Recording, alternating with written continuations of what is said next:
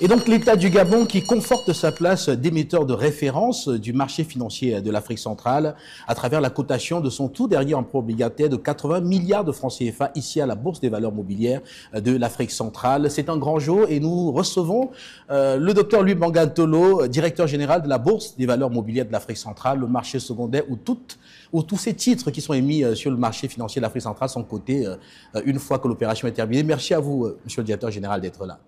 C'est moi qui vous remercie, Afrique Média, pour l'intérêt constant que vous portez sur nos activités.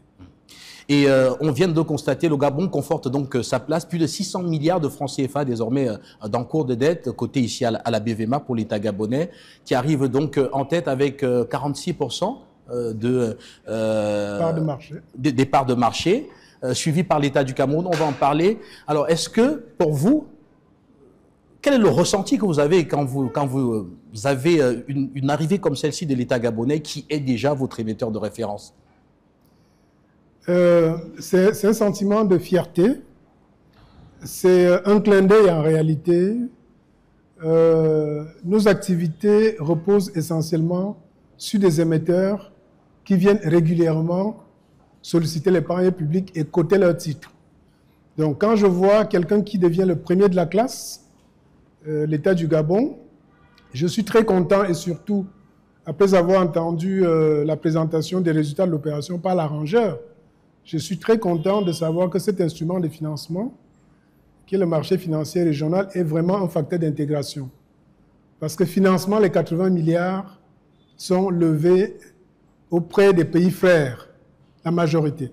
Parce que si j'ai bien suivi, 18% viennent de l'économie gabonaise. Et donc le reste vient des autres pays. Donc je pense que c'est cette fusion déjà que la bourse a eue, les chefs d'État ont vu beaucoup plus clair, de pouvoir permettre à ce qu'on ait effectivement un instrument d'intégration. Donc nous avons cette satisfaction-là déjà d'un émetteur qui est un émetteur régulier, parce que nos activités reposent essentiellement sur la conservation des titres, du moins le séjour des titres à la côte. Lorsque le séjour d'un titre se termine, nous n'avons plus d'activité. Donc il faut bien que les opérations qui arrivent sur notre marché et qui s'amortissent avec le temps, il faut qu'il y ait des émetteurs derrière qui rechargent. Donc ça, c'est vraiment pour notre business model, mais ça veut dire aussi qu'un État comme l'État du Gabon, qui a parfaitement le choix d'un mix de financement, et derrière qui fait des eurobonds, fait toujours un clin d'œil au marché domestique, au marché régional, pour pouvoir boucler le financement de son budget public. Donc nous sommes très contents, et c'est pour cela que nous avons tenu à faire un petit peu le classement. Nous avons fait le classement pour montrer que l'État du Gabon commence à démarquer. Le deuxième vient très loin derrière, avec 24%. L'État du Cameroun. L'État du Cameroun, suivi derrière à 22% par la Banque de développement des États de l'Afrique centrale. Donc pour nous, c'est quelque chose, nous voulions le mettre vraiment en évidence, de dire, c'est ce que nous attendons de tout le monde, mais pas seulement des États, nous attendons ça aussi des entreprises du secteur privé. Nous voulons que les gens croient en ce marché, le sollicitent davantage, et nous n'arrêterons jamais d'applaudir les émetteurs qui sont réguliers, qui font des grosses opérations, parce que nous avons des experts qui permettent toujours à ce qu'ils puissent trouver les fonds qu'ils sont en train de chercher. Alors, quand on parle de l'endettement, notamment via ce marché financier de l'Afrique centrale, tout à l'heure, je disais que le Gabon ne peut pas être considéré comme un État véritablement endetté. Je vais sortir les chiffres dans quelques instants sur la dette du Gabon. On va voir qu'elle est très loin du plafond communautaire qui est de 75% du produit intérieur brut. Mais certains disent que les recettes propres, notamment qui sont collectées par le prélèvement des impôts, que les recettes propres ne grandissent pas, ne croissent pas assez rapidement et que cela pourrait, à long terme, pousser l'État à éprouver quelques difficultés, notamment dans le respect des échéances. Vous, quel est le regard que vous portez là-dessus? Parce que ça concerne effectivement la liquidité même de ces titres-là qui sont cotés ici. Alors, le financement d'un budget public est effectivement articulé sur plusieurs types de recettes. Vous avez des recettes douanières, vous avez des impôts, vous avez un certain nombre de taxes, la TVA, Et ce qui est vrai, c'est que le Gabon, c'est un pays pétrolier.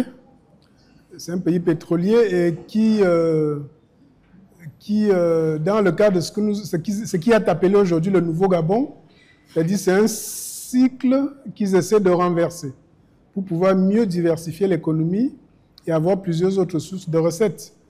Mais je ne pense pas que les recettes pétrolières, compte tenu de la tendance de la production, et même lorsque le budget de cette année a plutôt spéculé à la baisse pour anticiper un prix du baril qui serait inférieur au prix actuel, qui est de près de 75 $, je ne pense pas que, compte tenu du tableau d'amortissement que j'ai vu, qu'on puisse avoir un problème majeur pour pouvoir permettre à ce que le Gabon puisse constituer des réserves mensuellement dans le cadre du compte séquestre qui a été ouvert, des réserves mensuellement pour pouvoir faire face aux échéances de la dette.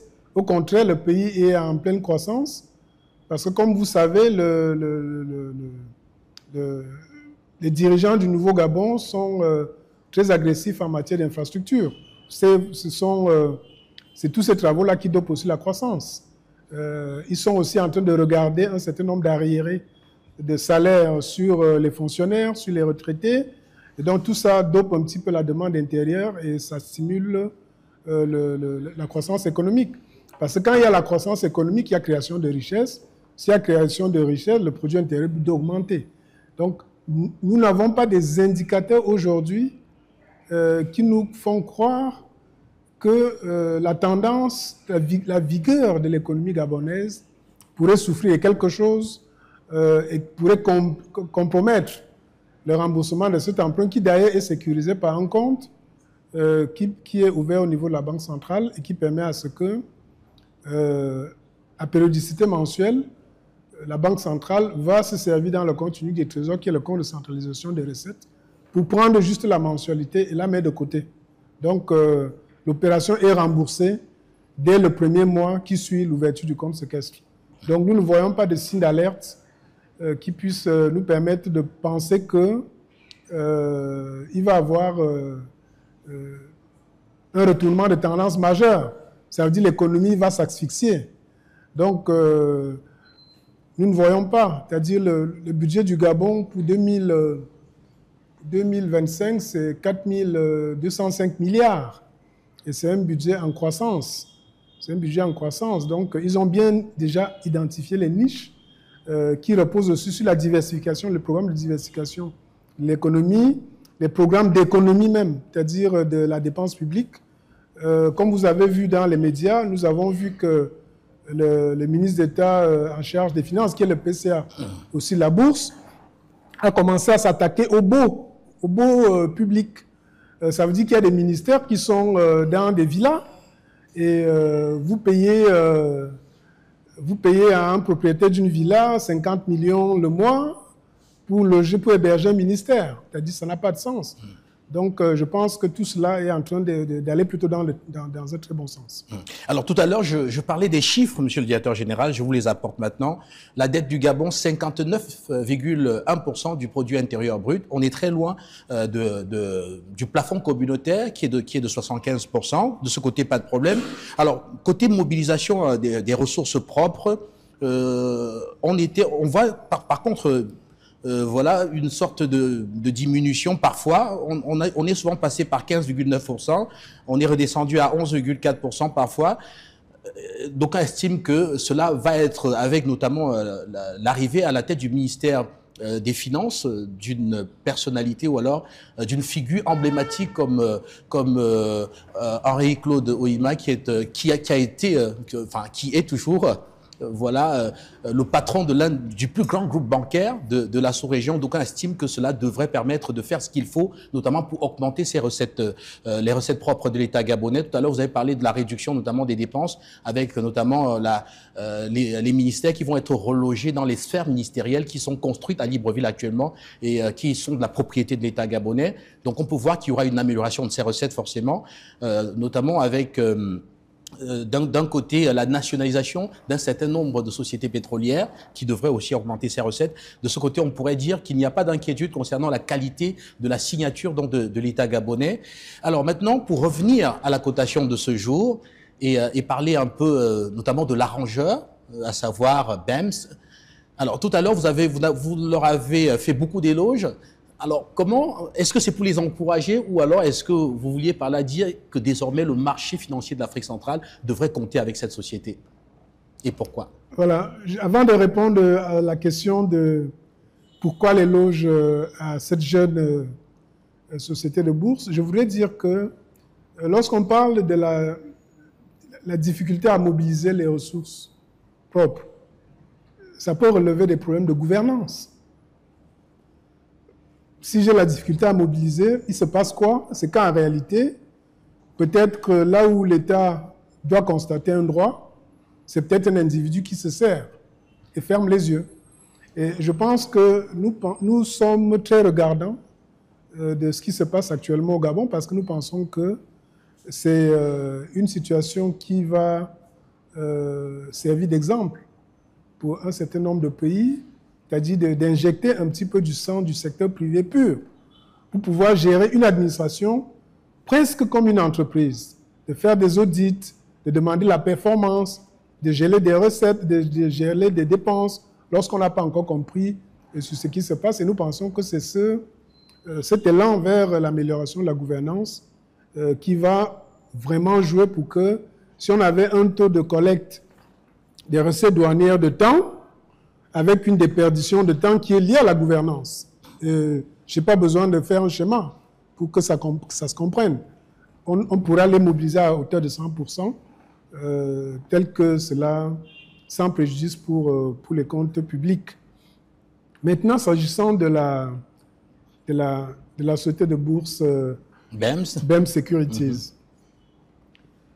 c'est une société de bourse qui est très jeune, qui est née en 2023, et qui a déjà structuré plus de 3 opérations de l'État du Gabon.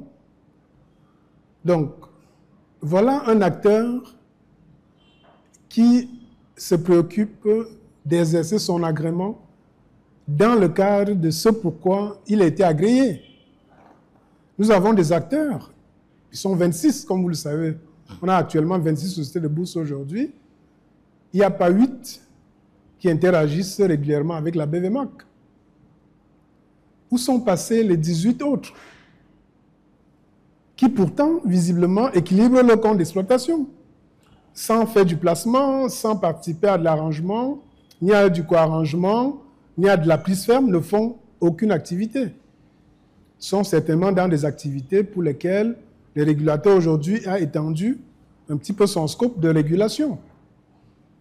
Bon, je ne peux pas les féliciter parce qu'ils ont oublié un petit peu le fait que c'est sur ce marché financier qu'il faut agir.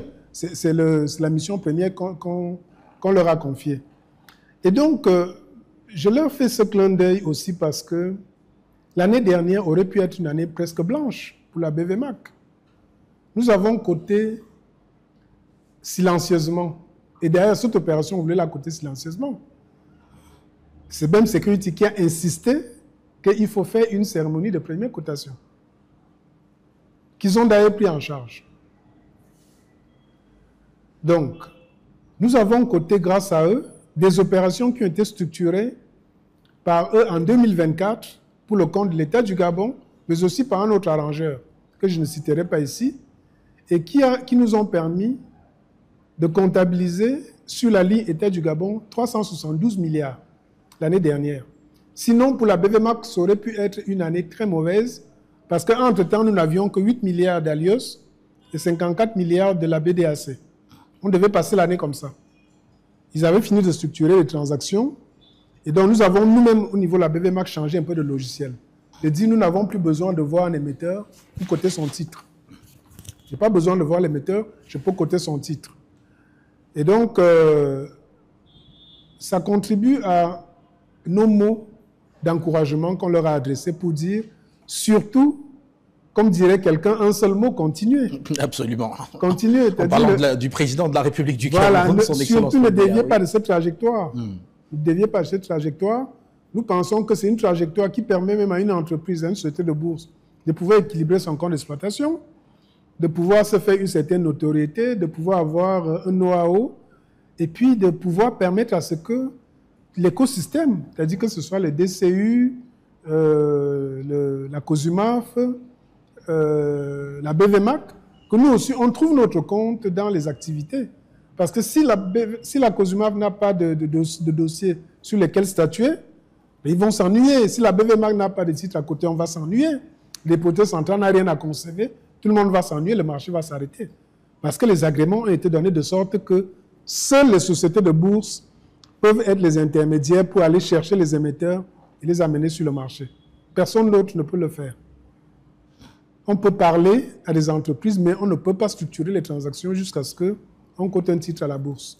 Donc, c'est autant de raisons pour ce qui s'est passé l'année dernière, qui nous a beaucoup sauvés, pour leur insistance cette année de faire en sorte que cette cérémonie ait lieu, parce que nous avons voulu la faire de manière silencieuse, mais également pour le succès de l'ensemble des opérations.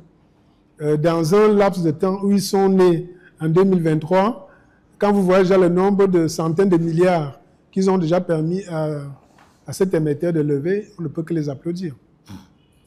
Et maintenant, on va profiter de cette cérémonie pour vous donner la possibilité de parler directement aux épargnants de la sous-région, à tous ceux qui ont un excédent, on va dire, de liquidité, de pouvoir leur dire concrètement ce que représente cette cotation de ce jour pour eux. Concrètement, qu'est-ce que la cotation de cet emprunt obligataire de 80 milliards de francs CFA de l'État du Gabonais représente en termes d'opportunité pour quelqu'un qui a un peu d'argent de côté? Là, on commence à descendre terre à terre pour que les gens puissent comprendre. Qu'est-ce que cela signifie pour eux en termes d'opportunité? Alors, Guy, je pense que si j'avais des investisseurs face à moi, ils devraient dire, DG, surtout n'enfoncez pas une porte ouverte. Les investisseurs sont en attente des sous-jacents. Les gens attendent des titres. En réalité, c'est les titres qui manquent en fait sur notre marché. Parce que quand je vois l'engouement, quand on parle de CBC qui va venir, tout le monde veut déjà acheter. La holding de BGFI, j'ai déjà des prises fermes de près de 5 milliards. Je leur dis, je suis la bourse, je ne prends pas les prises fermes. On dit, oui, dis-nous qui est l'arrangeur. Les investisseurs attendent impatiemment que les opérations arrivent. Cette souscription devrait servir d'exemple. Donc, une fois que j'ai dit ça, nous avons aussi appris ce qui s'est passé. Ils sont déjà nombreux. On avait d'abord entendu parler de Leadership Academy. Ça, c'est les arnaques. Hein. Après, on a entendu parler de Liep Limal. Liep Limal, la pauvreté est finie, n'est-ce pas? C'est ce que ça veut dire en bas, ça. Liep Limal, la pauvreté est finie. On a entendu parler de Mida. Et il y a quelques semaines, on a entendu parler de Sonoron. Le soleil qui court. Donc, jusque-là, personne ne se décourage d'aller donner l'argent, de se faire arnaquer. Dès qu'on ferme cette structure, l'autre se crée, on part lui donner de l'argent, il se fait encore arnaquer. Une autre se crée, je parle de l'investisseur. Parfaitement. C'est ce qu'il est en train de vivre. Hein. Il donne son argent, on lui dit que c'était une arnaque, il dit bon, ok. Il donne encore, donc chaque fois ils sont prêts à donner, y compris pour des trucs qu'ils ne comprennent pas. Donc j'ai l'impression d'enfoncer un peu une porte ouverte pour dire quelque chose à l'investisseur. Et nous avons aussi des habitudes que nous constatons au niveau de notre marché, c'est de dire que les gens qui achètent les titres, et moi-même j'en fais partie, quand nous achetons les titres, nous voyons ceux qui ont des actions, comment on va les céder à nos enfants. Mais non, la bourse est là pour que vous puissiez de temps en temps sortir. Vous vendez ça, vous achetez autre chose. Spéculez un peu quand le prix monte, vous prenez la plus-value. Non, non, non. Donc on est un peu trop... un petit peu... Je ne sais pas comment tu as dit, on est vraiment du buy and hold. Donc, dès que j'ai acheté des obligations, je compte combien bon, d'ici 2020, machin, donc ça doit me rembourser tant, ça doit me payer tant, ainsi de suite. C'est ça qui fait que nous qui sommes dans le marché secondaire, une fois qu'on a fini de coter les titres, rien ne se passe. Ou alors pas grand-chose se passe. Nous voulons que grand-chose se passe parce que le marché doit être dynamique. Donc, ce qu'on peut dire à l'investisseur déjà, c'est que quand le titre est coté, si tu cherches des sous-jacents, comme on a dit, il n'y a pas de titre. Voilà un nouveau titre qu'on vient d'inscrire à la cote. Tu ne savais pas où le trouver, tu sais maintenant où le trouver. Ça, c'est ce que je peux dire à ceux qui sont en train de chercher. Et quand je parle d'investisseurs, je parle de vous et moi, mais également, je parle aux asset managers qui cherchent des sous-jacents pour pouvoir faire en sorte que les proportions qui sont prévues dans les fonds, quand il dit j'ai un fonds obligataire, on dit qu'il faut 60%, c'est-à-dire d'obligations de maturité plus de 2 ans. Donc, voilà un nouveau titre qui vient d'arriver. Donc, ils peuvent l'acheter. Voilà, donc, bon, nous avons coté ce titre aujourd'hui pour pouvoir le rendre disponible. Et ceux qui l'ont acheté, nous espérons qu'ils peuvent aussi avoir la possibilité de sortir. S'ils n'arrivent pas à sortir parce qu'ils ont fait une gestion en direct, ça veut dire qu'ils ont acquis le titre eux-mêmes. Ils ont du mal à sortir. Ils peuvent essayer aussi de passer par les asset managers parce qu'eux, ils ont ce qu'ils appellent les rachats de titres. Ça veut dire que tu achètes une part et quand tu veux sortir, tu dis je cède ma part. On te dit c'est un rachat. Et un fonds commun de placement, une SICAV, a l'obligation de pouvoir vous remettre votre argent. Ce qui est différent des autres formes de détention des titres. Si j'achète un titre via la société de bourse, la société de bourse ne me doit pas. Il n'est pas obligé de me rendre. Mais si j'achète via un asset manager, il est tenu de me payer si je veux sortir. Sauf s'il m'a dit, le fonds que tu achètes là, tu attends 2 ans ou 3 ans. S'il ne m'a rien dit, tous les jours, je peux sortir au niveau de ce qu'ils appellent la valeur liquidative. Donc, il fait la moyenne des prix des différents sous-jacents. Donc, voilà le message de dire, j'enfonce une porte ouverte, les investisseurs ont besoin d'instruments pour investir. Bon, il y a de nouveaux instruments qui viennent d'arriver. Et puis, bon, voilà, les asset managers, profitez, mettez cela dans vos fonds. Et aussi aux particuliers, vous savez, sur les antennes de la chaîne panafricaine Afrique Média, nous parlons beaucoup aux citoyens de notre sous-région. À ces citoyens-là, on dira simplement que si vous voulez acheter un peu de cette dette de l'État du Gabon qui vient d'être cotée ce matin ici à la Bourse et bénéficier des taux d'intérêt qu'on vous a présentés, vous pouvez simplement demander à votre société de bourse, à votre banque que vous voulez acheter. La banque saura quoi faire pour que vous puissiez acheter via votre compte titre.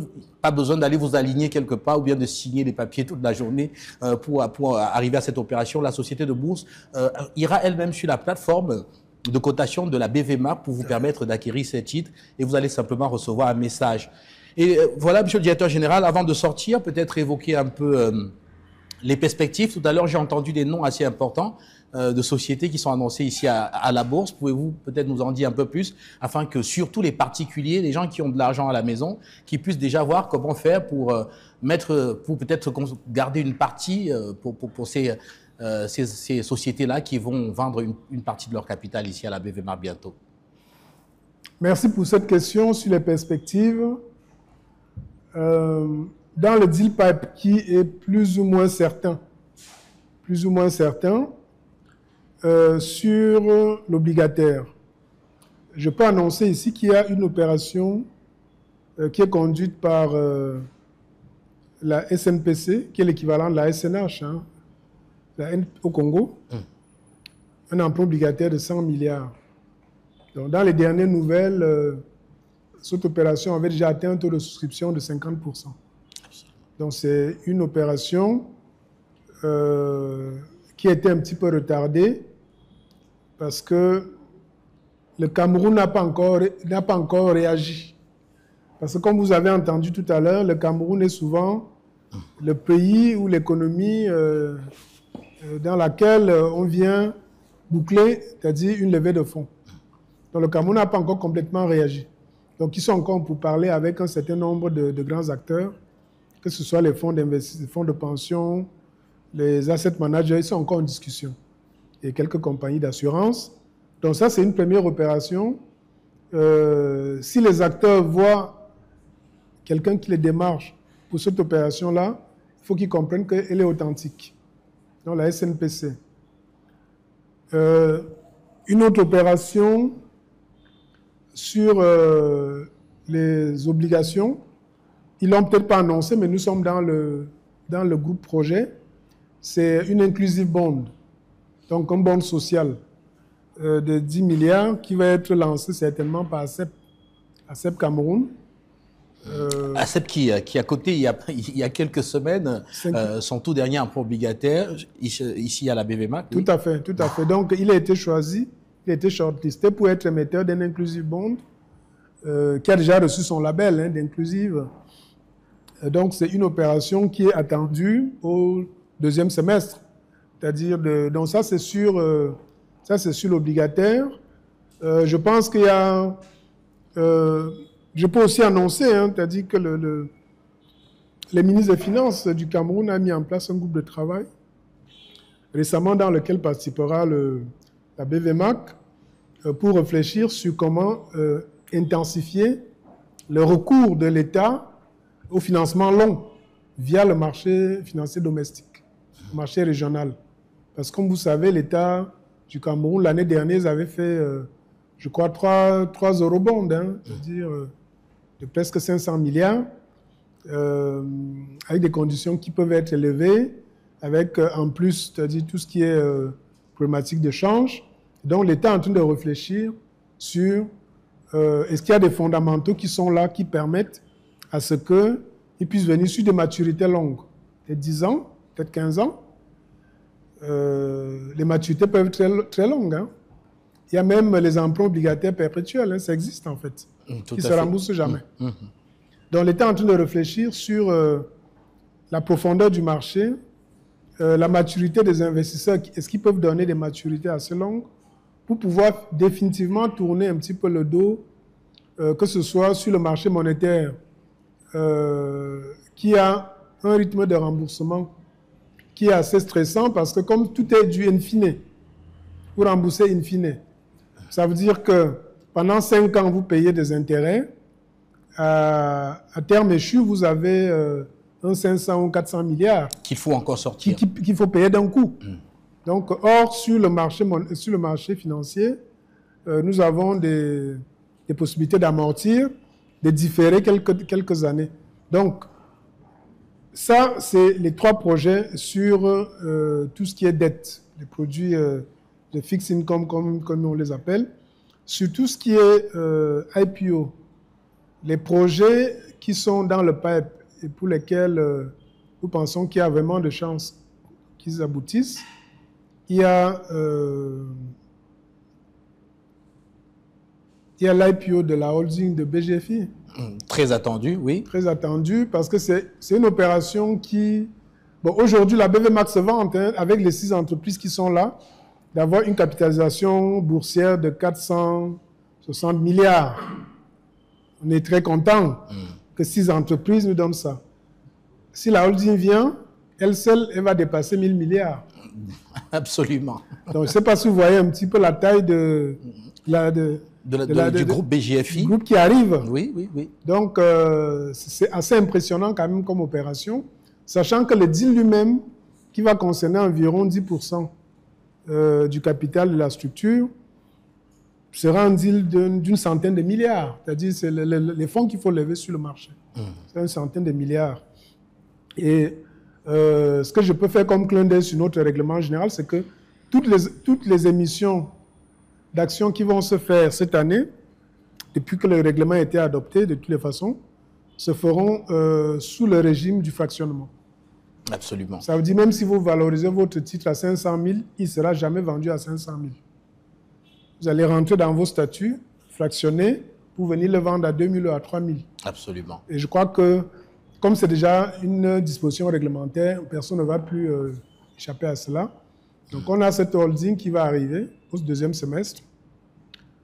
Nous avons un IPO CBC, la banque CBC.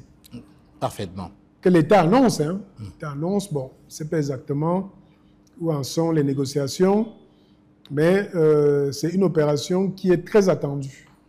Certaines rumeurs disent même qu'il y a des investisseurs qui sont bien informés, qui commencent à vouloir faire la réservation des titres. Absolument. J'essaie de réserver. Donc ça, c'est une opération attendue. On sait qu'elle risque de se faire. À quelle échéance, on ne sait pas. Nous avons un administrateur, la BVMAC aussi, qui est le patron de Zenith Insurance, qui a dit que la structure qu'il dirige va venir en IPO pour 20 ou 30% d'ouverture de capital pour pouvoir permettre à ce que cette compagnie d'assurance puisse satisfaire aux exigences de CIMA, c'est-à-dire des niveaux de fonds propres. Parfaitement. De venir chercher ces fonds propres-là sur le marché. Donc, à côté de ça, nous avons les 15 sociétés des États que les États ont listées. Donc, les ADC. Les ADC ont déjà donné un mandat. Les ADC ont donné un mandat à Emerald Security. Il faut que BEM cherche aussi un mandat. Parce qu'il y a les PAD, Sodecoton, les Hilton, tous ces gars-là. Il faut prendre un mandat là, quelque part. Ils ont déjà donné un mandat, les ADC. Et donc, nous avons Sodecoton qui n'a pas encore réagi, le port autonome de Douala qui n'a pas réagi, et puis le groupe CHC qui gère les Hilton, qui n'ont pas encore réagi. Dans les autres pays de la CEMAC, nous avons aussi des entreprises. Il y a 2 qui restent dans le portefeuille de la Guinée équatoriale, la Société des télécoms et des eaux. Il y a 2 qui restent sur ça, oui. Voilà.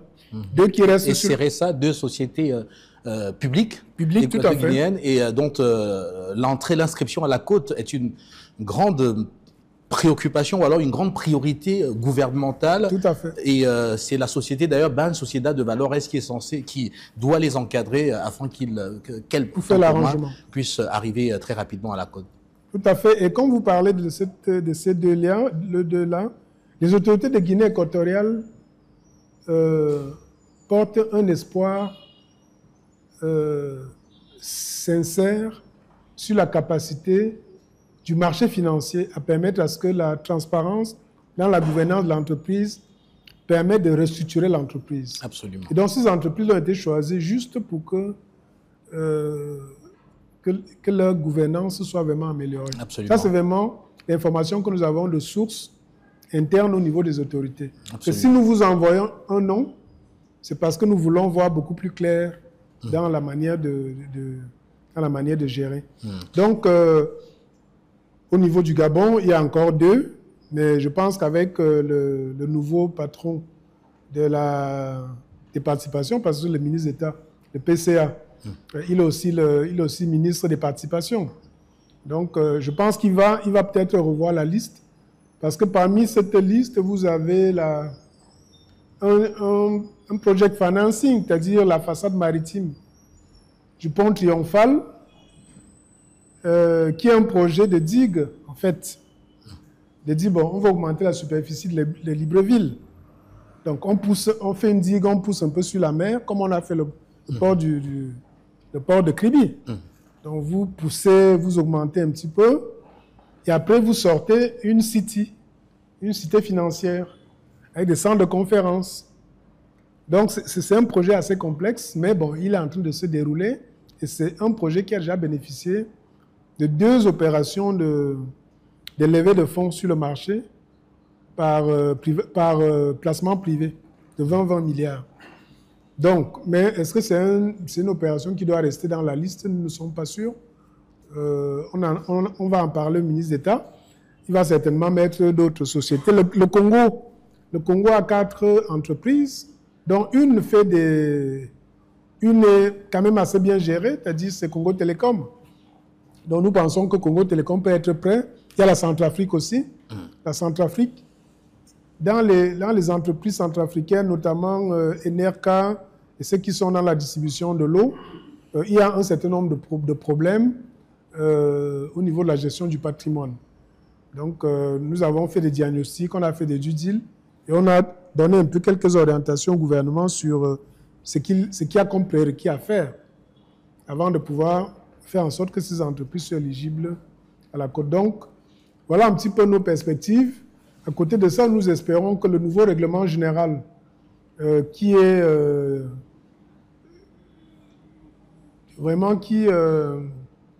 assouplit les conditions d'admission va faire un effet boomerang au niveau du secteur privé. C'est le secteur privé que nous on attend ici, en fait. Le secteur privé que nous attendons, c'est eux que nous cherchons, en réalité, parce que nous avons besoin de plusieurs petites opérations que d'avoir souvent une grosse. Donc, c'est un peu ça nos perspectives. Et nous avons des messages pour ces entreprises-là, pour dire qu'il y a des avantages fiscaux qu'il faut saisir ici. Donc, le marché financier, c'est un des rares marchés où tu te finances et on t'encourage. Tout à fait, en te demandant de ne pas payer notamment l'impôt sur les sociétés. Si tu t'endettes via on baisse, oui. Voilà, tu ne payes plus telle chose. Comment on peut refuser ça? C'est souvent la question que je me pose, mais comment on fait pour refuser ça? Donc, de dire, si tu viens t'endetter via ce marché, ton taux d'IS diminue. La BAD est même venue avec une enveloppe de 200 000 $. Pour dire, vous faites un IPO, je vous donne 50 000 $ qui font environ 30 à 33 millions de francs CFA. C'est-à-dire comme petite subvention pour prendre en charge certains frais. Donc nous avons tout ça et on espère que, surtout avec le nouveau règlement général, quelque chose va se passer. Donc on est confiant. Et on va donc sortir définitivement par ce nouveau règlement général de la BVMAC. Rappelez que désormais, les titres ne seront plus chers, on va le dire comme ça, parce que les titres vont être fractionnés.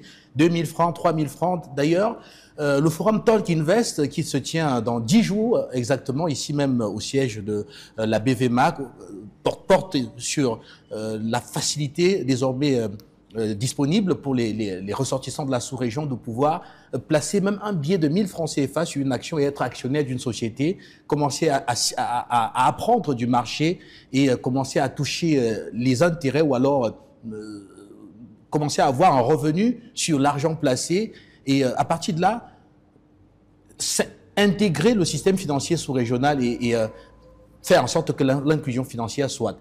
Que pouvez-vous nous dire concrètement concernant notamment cet événement? Bon, déjà sur l'opération que vous décrivez, ce que je peux dire, c'est que les freins que nous avons pu identifier sur la dynamique des marchés de capitaux, du marché financier en particulier, dans le continent africain, c'est-à-dire repose sur deux choses. La première chose, c'est le pouvoir d'achat, qui est assez faible. Et la deuxième chose, et qui rend le marché un peu élitiste lorsqu'il n'y a pas de réforme. Et la deuxième chose, c'est le prix. Donc, si j'ai un problème de pouvoir d'achat, on peut ajouter même une troisième chose, c'est-à-dire l'inclusion financière. Donc, si on a un pouvoir d'achat faible, ça veut dire que les gens ont des petits revenus. On les appelle même les petits porteurs, petits. Si je suis un petit porteur, c'est que j'ai fait des petits investissements. Mais il faut qu'on me permette de faire des petits investissements. Donc, pour pouvoir permettre à ce que les gens fassent des petits investissements, nous agissons sur le prix. Donc, le fractionnement déjà répond à ce que un titre qui est valorisé à 100 000, 200 000, 500 000 puisse être vendu à 1 000 ou à 2 000 francs par ce mécanisme-là, en s'appuyant sur les dispositions de l'acte uniforme OHADA, qui, dans ses versions successives, est passé d'imposer que la valeur faciale d'une action d'une entreprise soit de 5 000. Ils sont passés de 5 000. Après, ils l'ont fixé à 10 000. Après, ils ont dit c'est libre. C'est à partir du moment qu'ils ont dit que c'était libre que le fractionnement est possible. Je peux le fixer au niveau que je veux. Donc, on va profiter de cette disposition réglementaire pour permettre à des entreprises de fractionner les titres sur la valeur statutaire de l'action. La valeur statutaire de l'action, tu fractionnes. Si tu fractionnes et que un titre qui était 10 000, tu le divises par 1000 et qui devient 100, ou alors tu divises par 100, il devient 1000. Alors, si je valorise mon entreprise 5 fois, parce que quand on dit l'entreprise est valorisée, on dit seulement c'était valorisé 2 ou 3 fois, c'est-à-dire la valeur actuelle, sa valeur nette comptable, c'est-à-dire en faisant des discounts cash flow, de l'actualisation des cash flows, des dividendes et tout ce qu'on peut faire, en ajoutant le goodwill, bon, l'entreprise sort valorisée à 5 fois. Alors, si le prix de mon action dans le statut est passé à 100 francs, valorisé 5 fois, je vais vendre l'action à 500. Absolument. En fait, c'est ça le sujet. Si je le laisse à 10 000, si je valorise 5 fois, je dois vendre l'action à 50 000. Quand je fais un IPO pour venir sur le marché, BGFI Holding, par exemple, le prix de l'action dans les statuts, c'est 90 000. Si tu valorises 5 fois, tu dois vendre les actions à 450 000. Qui va t'acheter une action à 450 000? C'est très compliqué.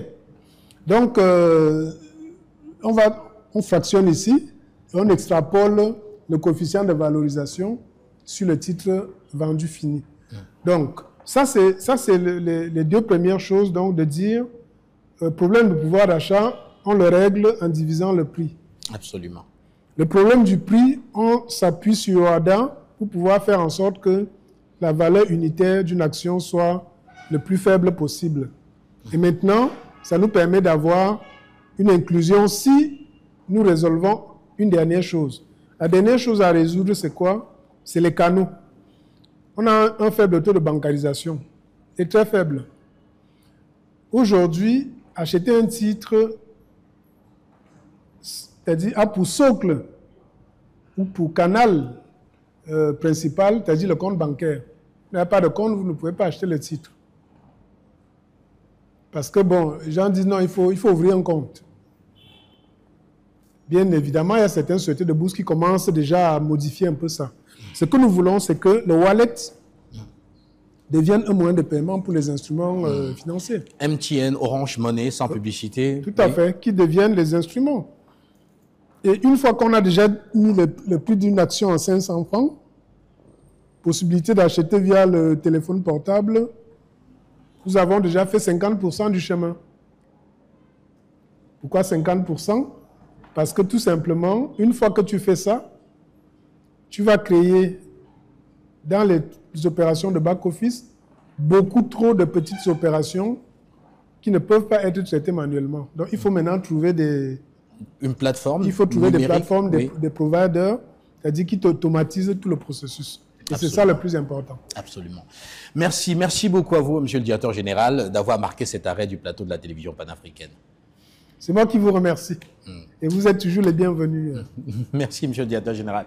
Merci aux téléspectateurs. Restez sur nos antennes. Vous aurez la rediffusion, bien sûr, de la cérémonie de cotation et aussi de cette émission que vous pourriez donc suivre tout au long de la semaine sur nos antennes. À très bientôt.